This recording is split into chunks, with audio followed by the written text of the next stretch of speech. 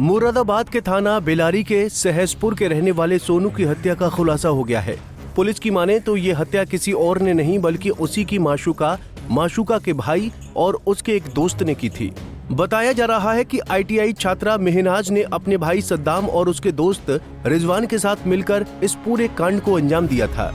लेकिन अब पुलिस ने 3 आरोपियों को गिरफ्तार कर लिया है। पुलिस ने आरोपी छात्रा, उसके भाई और भाई के दोस्त को गिरफ्तार कर मर्डर का खुलासा कर दिया है।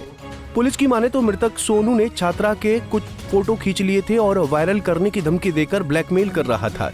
इसीलिए छात्रा ने अपने भाई के साथ मिलकर इस घटना को अंजाम दिया। आरोपियों की निशानदेही पर पुलिस ने मृतक सोनू का सिर भी बरामद कर लिया। SP क्राइम सुभाष चंद्र गंगवार ने बताया कि बेलारी के सहसपुर के रहने वाले सोनू की 9 सितंबर की शाम एक फोन आने पर अपने घर से कहीं चला गया था। वापस न आने पर परिजन उसकी तलाश में जुट गए थे।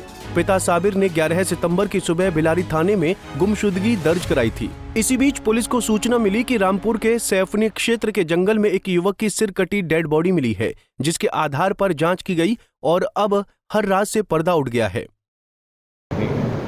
ये थाना बेलारी के अंतर्गत एक सूचना प्राप्त हुई थी कि एक व्यक्ति 11/9/2024 को लापता है। उसके आधार पर उसकी गुमशुदगी दर्ज की गई थी। उस व्यक्ति की लाश जो है सैफनी थाने रामपुर में मिली है और उसका सर कटा हुआ था। उस लाश को पहचान कराई गई तो उस लाश की पहचान जो है सोनू नाम के व्यक्ति से हुई है। उसके आधार पर एक अभियोग पंजीकृत किया गया, जिसमें 2 लोग शहनाज और उसका भाई सद्दाम को नामजद किया गया।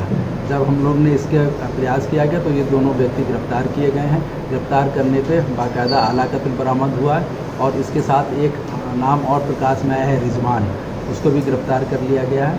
और जो सर काटा था वो डेड बॉडी के पास करीब 1-1.5 किलोमीटर पे इन अभियुक्त की निशानदेही पे वो सर भी बरामद कर लिया है। सर इसमें तो पुलिस की माने तो आरोपी भाई ने खुलासा किया कि उसकी बहन मेहनाज बेलारी के थावला गांव के कॉलेज से ITI कर रही है। वहां सोनू से मेहनाज की जान पहचान हो गई थी।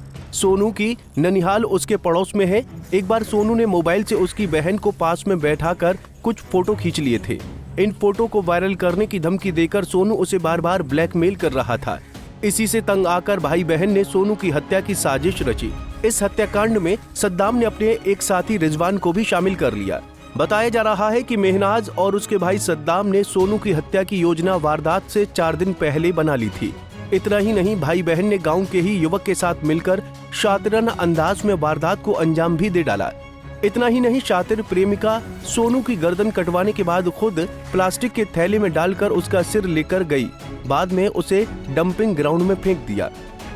हाँ, इसमें महिला है, ये शहनाज नाम की एक महिला है जिसका संबंध सोनू से हो गया था। सोनू ने महनाज की कुछ फोटो अपने मोबाइल में ले रखी थी, उसी को लेके वो परेशान करता था। जब उसकी बात महनाज के भाई को पता चली तब इन लोगों ने उस सोनू को हटाने का प्लान बनाया। उसी प्लान के तहत इन लोग को थाना रामपुर सैफनी में लेके गए थे और वहाँ पर उसका कत्ल कर दिया। सर इसमें पिछले पूर्व में कोई मामला FIR वगैरह दर्ज है? हाँ, इसमें जब लड़का गायब हुआ था तो गुमशुदगी उनके परिवारजनों ने लिखाई थी। जब उन्होंने सूचना दी थी कि लड़का गायब है तो उस गुमशुदगी को थाना बेलारी द्वारा लिखा गया। इन्होंने मर्डर करा, पहले भी उनका क्राइम इतिहास था? उनसे पूछताछ की जा रही है और पूछताछ के बाद जो भी चीज़ निकल के आएगी, उन्होंने कहाँ कहाँ क्राइम कर रखा है, उसको हम लोग सारा विवेचना में भी शामिल करेंगे। बता दें कि ननिहाल आए मुरादाबाद के बेलारी थाना क्षेत्र के सहसपुर गांव के रहने वाले सोनू की बीते बुधवार को गर्दन काटकर हत्या कर दी गई थी। बिना सिर के शव को देखकर इलाके में सनसनी फैल गई थी, जिसके बाद घटना स्थल का SP ने मुआयना किया था। वहीं हत्या की सूचना पर चीखते चिल्लाते हुए परिजन पहुंच गए थे। परिजनों ने प्रेम प्रसंग के चलते ननिहाल पक्ष के एक परिवार पर हत्या का आरोप लगाया था। पुलिस की माने तो युवक की शिनाख्त उसके पैरों के लंबे अंगूठे से की गई थी, जिससे पता चला कि मृतक सोनू सहसपुर गांव में बड़ी मस्जिद के पास अजीम के कारखाने में रेडीमेड पेंट की सिलाई का काम करता था।